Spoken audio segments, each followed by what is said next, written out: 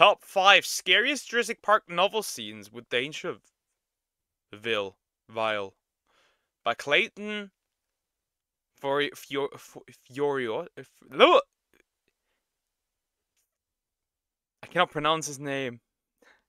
Fiori. I cannot. My bad. Fioriti, I think is it called? Good God, that is a name. There might be some horror stuff.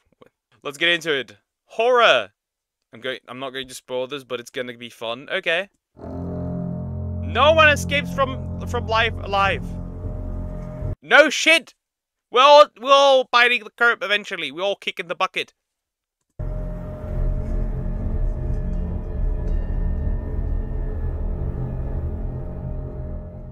The Jurassic Park film series is well known for its unique blend of science fiction and horror on the big screen. When compared to other tentpole blockbusters, this franchise seems to win over more people than something more pedestrian like some other modern thrillers. However, as creepy as some of the Jurassic Park movies can get, none of them hold a candle to the novels that they're based on. Michael Crichton's 2 Jurassic Park books from the 90s are far more brutal in their depictions of animal violence and have a heightened level of suspense that I heard that as well. The actual novels are also very different from the movies.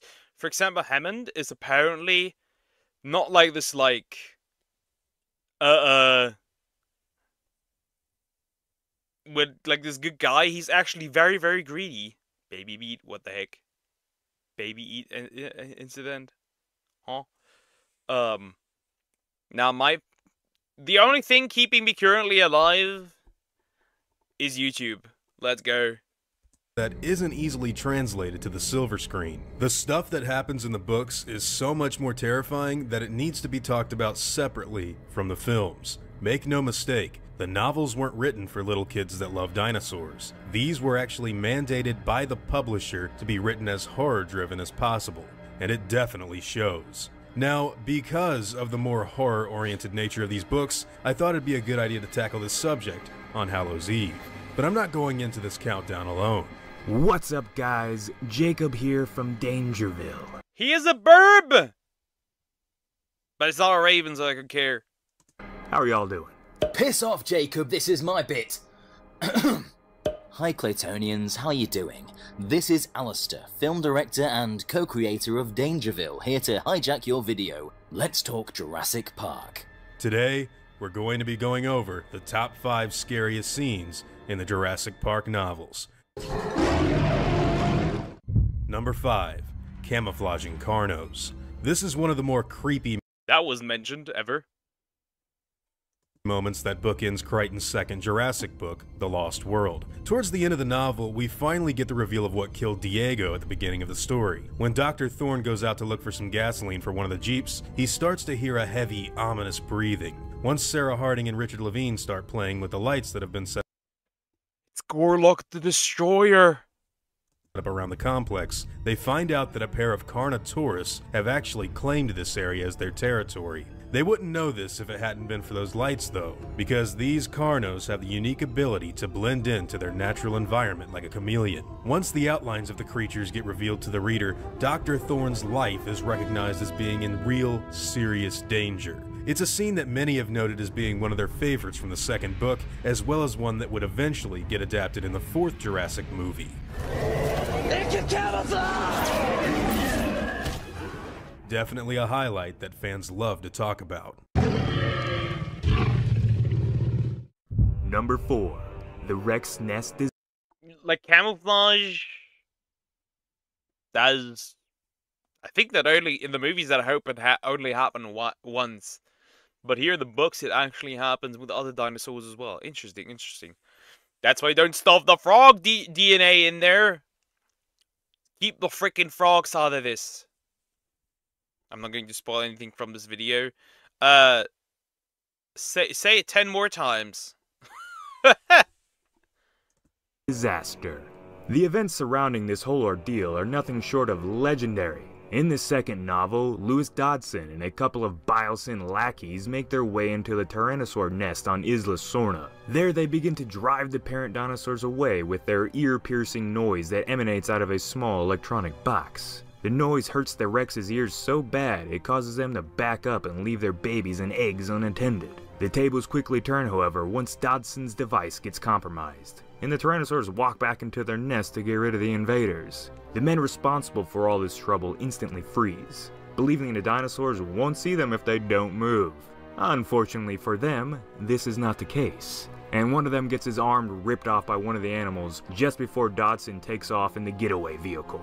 This all ends in a wild, adrenaline-pumping scene where Dodson screams profanity and the dinosaurs chase after his car before it falls over the edge of a nearby jungle hill.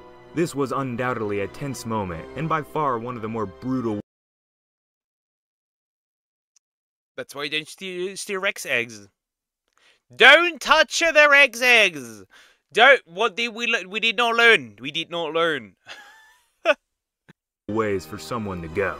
Whenever someone gets their arm ripped off in a Jurassic story, you know they ain't walking out of it alive. Number 3. The Death of Dennis Nedry. Now, I know that a lot of you... Ooh, so it's more brutal? Ooh, so it's more brutal in the novels than it is in the movie? Interesting. I'll eat the egg. You are a deer. You are not eating eggs, buddy. That haven't read the novels will probably assume this one to be kind of questionable. Nedry's death in the movie is actually played for quite a few laughs, and the focus is more on the surprise of the Dilophosaurus popping frill than it really is anything truly terrifying that happens to the actual man on film. But the book gives a far more brutal end. You see, in the novel, the Dilophosaurus that kills Nedry is actually 10 feet tall, and after spitting into his eyes, it slowly walks over to the man and slashes him across the belly. After this happens, the programmer feels around his torso for what exactly happened to him, just before he realizes that he's holding his own intestines in his hands. Oh! Ew! Never mind! This is by leagues more brutal! Okay! Wow! And that's big Dilophosaurs, not like there's baby boys in Ark. My favorite Funko Pop is, by the way, is from Rexy. Okay, I mean Rexy. Oh, good pick. Good pick. After falling to the ground, mortally wounded and terrified, he comes to another realization. He's actually fallen on the dinosaur's feet, and this is followed. Bro is cooked. By the animal biting into the sides of Dennis Nedry's head and lifting him up into the air. The last thing we read is simply of the hope from Nedry that this will all be over soon. If you haven't checked it out just yet, I'd like to let you all know about the video that I did for the Gaming Beavers YouTube channel where I go over this scene in full. Make no mistake, it's definitely not something you saw in the 1993 original. The death of the baby. In Baby? Uh-oh. the first Jurassic Park book, there is actually an early plot point that details the animal's escape on the mainland. At the beginning of the novel, a lot of compies have actually began attacking children in Costa Rica. I hate these motherfuckers. Beat them to death. Nuke them. Shoot them. I hate them. I hate these little dudes. And one particular incident depicting this ended in a very unfortunate fatality. Once a newly born baby is left unattended in the room of a quiet little house, something truly terrible happens to the infant. When the midwife comes to investigate the strange chirping coming from the bedroom, it's too late. A trio of Compsognathus have already managed to bite into and eat the helpless baby's face. The way this scene is described to the reader makes it by Oh! No! And one more reason to hate them! One more reason to hate them! Another reason! Another perfectly valid reason to hate them!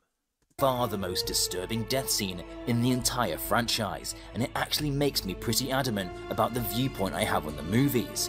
I am someone who is totally against the idea that human beings have to, quote, earn their deaths in the Jurassic Park movies, and a lot of my reasoning behind that happens to come from this and other similar scenes. I think when you listen to that particular criticism and apply it to your dinosaur movie, it takes away a lot of the suspense and scares from the adventure. If we stuck to the no good guys... That's it. If I play Ark again, I'm killing every single compy that I walk by. This guy really loves details. Interesting, yeah. If I play Ark again, I'm killing every single compy. A compy, I don't care. I'll throw them, I'll smash them, I'll shoot them, I'll nuke them, I'll burn them. Dyed claws that many people have begun to spread, I don't think we'd have many compelling thrills in the upcoming films. In my opinion, it should be a fair game for everybody.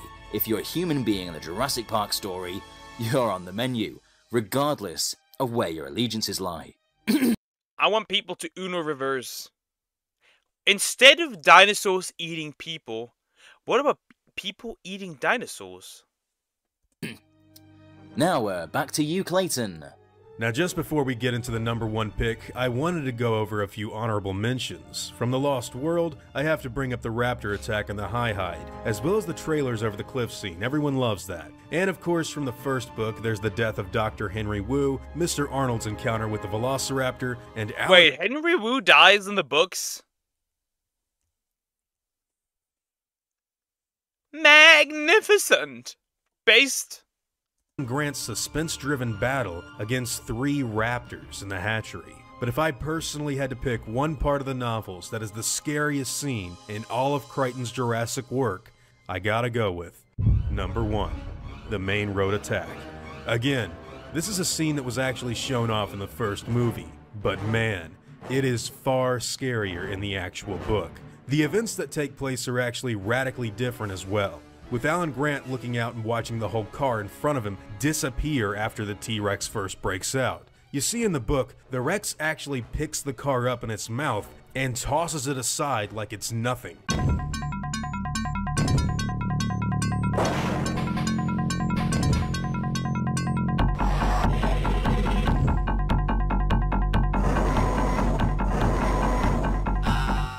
Ian Malcolm gets scared before uttering, damn.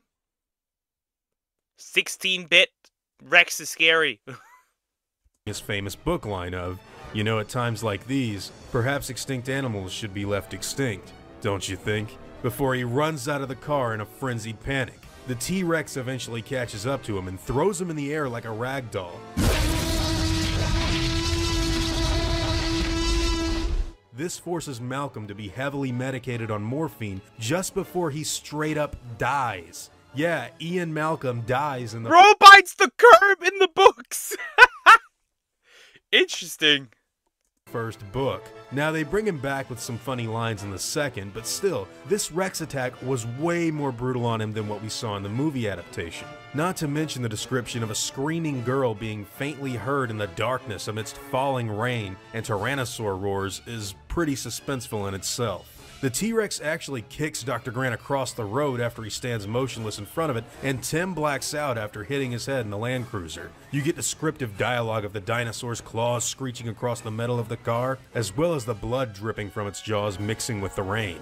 It's definitely one of the reasons that I highly recommend everyone read the books. I think every fan of the series needs to do themselves a favor and at least read each novel at least once in their lifetimes. I guarantee that you will undoubtedly not be disappointed. Now, for those of you that have read the books, what do you guys think are some of the scariest scenes in Crichton's Jurassic World? Do you agree with my list, or are there other moments that got to you even more than what I've listed here? Whatever it may be, I'd love to hear your thoughts about them in the comments down below. Now, before I go, That's pretty much the end of the video. That was interesting. I'm now interested in reading the books.